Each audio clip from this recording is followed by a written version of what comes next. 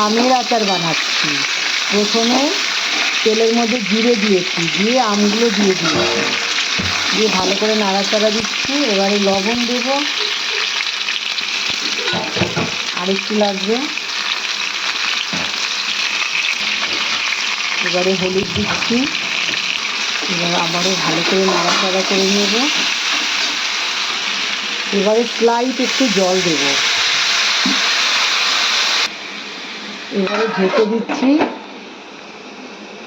কিছুটা দমে থাকুক, তাহলে নরম হয়ে যাবে। তারপরে চিনিটা দেব। এবারে ঢাকনাটা খুলে দিচ্ছি। এইভাবে করলে না তাড়াতাড়ি করে নরম হয়ে যায়, ভালো হয়। মানে চিনি দিলে অনেক সময় শক্ত হয়ে যায়। একদম নরম হয়ে গেছে। এই পাশে আবার ভাতটাও বসিয়ে দিয়েছি। এবারে চিনি দিয়ে দিচ্ছি।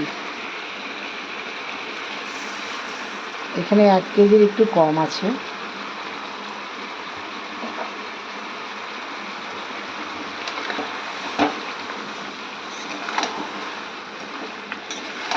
চিনিতেই জল বেরোবে, তাতেই হয়ে যাবে, আর এক্সট্রা জল দিতে হবে না।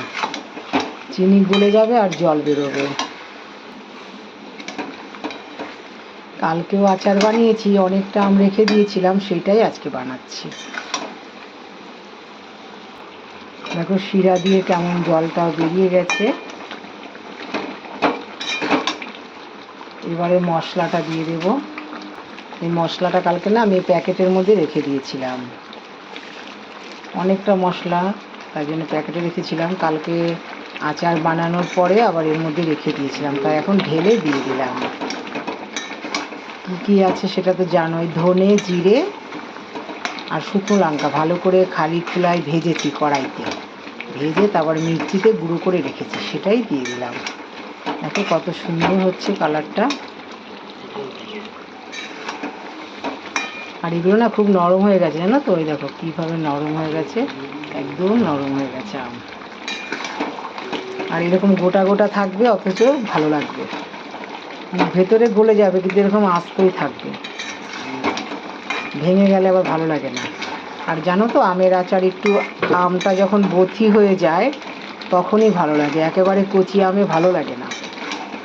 এই টাইমটা ঠিক, আমটা ঠিক পেকে যাওয়ার একটু আগে আচার করার ঠিক নির্দিষ্ট টাইম। একেবারে পেকে গেলেও হবে না, আবার একেবারে কচি থাকলেও হবে না। আঠিটা দেখতে পারছো, আমি অনেক কষ্ট করে জোর করে গায়ের জোরে কাটতে হয়েছে। এটা ভেতরটা শক্ত। কতটাই সুন্দর হয়েছে, আর দেখতেও কতটা লোভনীয় হয়েছে, আর খেতেও অসাধারণ লাগবে। তাহলে তোমাদের দেখালাম। আর দেখো শিরাটাও কত সুন্দর হয়েছে, ঘন ঘন। তাহলে শিক্ষা দিদি কালকে আর আজকে 2 দিন বানানো হয়ে গেল। ঠিক আছে, তাহলে এইটুকুই, আর রান্নাটা পরে দেখাবো।